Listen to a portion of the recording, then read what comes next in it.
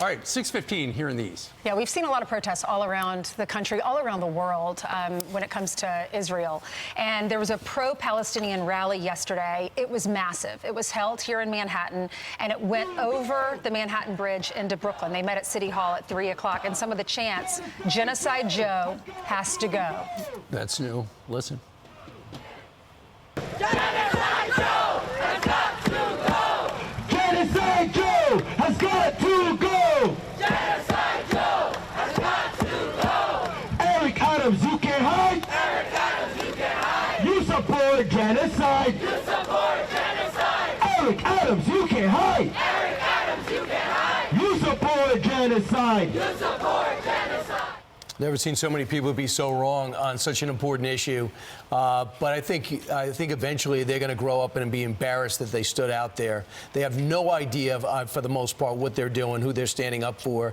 People that just a month ago, that day, chopped up innocent people who just wanted to have breakfast or just have a normal life, many of which gave their free time and volunteered to help the people of Gaza. These guys couldn't even find Gaza on a map. Well, and as that was going on yesterday here in New York City, 280 miles south, on the floor of the U.S. House of Representatives, Rashida Tlaib became the 26th member in the history of the House of Representatives to be censured. 22 Democrats actually voted with 212 Republicans. She was censured because the way the resolution read, she defended the Hamas October 7th attack, calling it resistance, and also calling for the annihilation of Israel by repeating that chant, from the river to the sea, Palestine will be free. You would have to get rid of Israel for that. The vote was supposed to be today, but they had it yesterday because Rich McCormick, a Republican from the great state of Georgia, was sponsoring this particular resolution. He started getting death threats in his office. And so it's like, all right, let's just move it up and get it over with. So what is a censure? It's a punishment one step below expulsion from Congress. But she is well-liked in her district because there's a large Arab community there, and she won the election by a landslide. Yeah, it looks like they're going to be primary. 22 Democrats voted against, with Republicans to censure her because they're embarrassed by her actions. And many of them are Jewish. Yeah, and they also had 2 voted present. 1 Republican voted present, but they did it. But usually if you're censured, there was some contrition. Instead, there was anger, tears.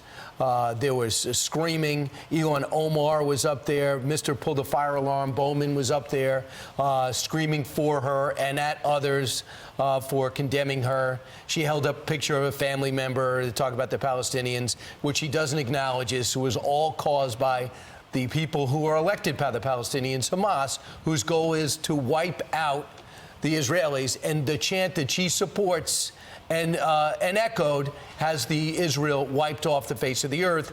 And one other thing is important. Not only is she contrite, she cut a slick 30-second and 60-second spot, backing up and condemning the Democratic president while condemning those who would support Israel. So there's no way she had a slip of the tongue. She is proud of what she did, and sadly, I think some people will look at her more positively now, as if she's standing up for an admirable cause. Yeah, she's going to be primaried, so let's see if there's another Democrat. You've probably seen that video. We've been airing it on Fox just to show you an example of what she's posting on X. But it's a video of her saying to Joe Biden, "I have a message for you. I don't agree with you on this one, and we're going to remember it in 2024." Right. Then it pans over to a protest.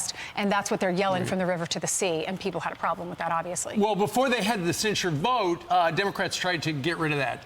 And that failed because she does have some supporters in Congress. And as Brian mentioned a moment ago, they were very vocal and emotional. And here's a little bit of it.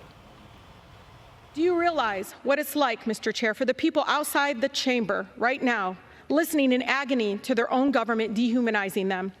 To hear the President of the United States, we helped elect, dispute death tolls as we see video after video of dead children and parents under rubble. This place is where 1,700 members of Congress, this elected body, enslaved black people. It's not surprising because they thought it was right. Racism and sexism, Islamophobia get pushed off at elevators, xenophobia and more right here in this workplace. You lack the cognitive and emotional ability to recognize diverse opinions when they speak truth to power. Your comments to the chair.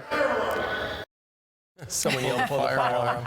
Right. So because they say the Republicans aren't diverse enough to understand an anti-Israeli chant.